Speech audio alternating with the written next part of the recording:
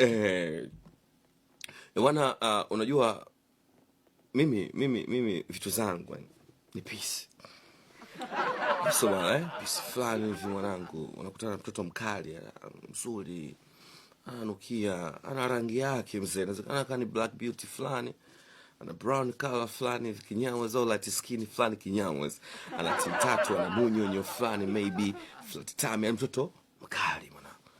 Ila sasa wakakutana na mtoto mkali, ujanja mwingi, maneno mengi, ulembo mwingi, alafu ndani mambo yanakuwa kama haya.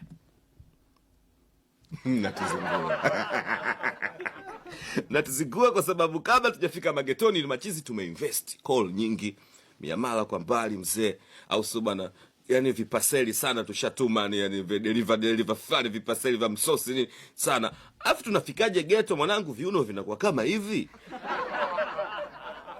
Kweli mnachukulia sisi machizi bote atuelewi, ila sisi tunazingatia mwanangu, tunataka kuna viuno fulani. Mimi vitu zangu pia kiuno, mimi na mind mwanangu, check hivi viuno. La hasha. Kweli umepigwa shoti au unakwaje?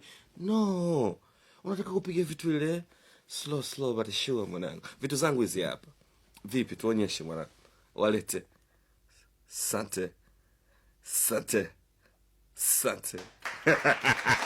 yo lazima sema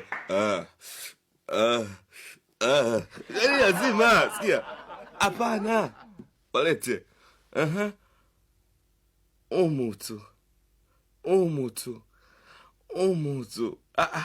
umutu TikTok umutu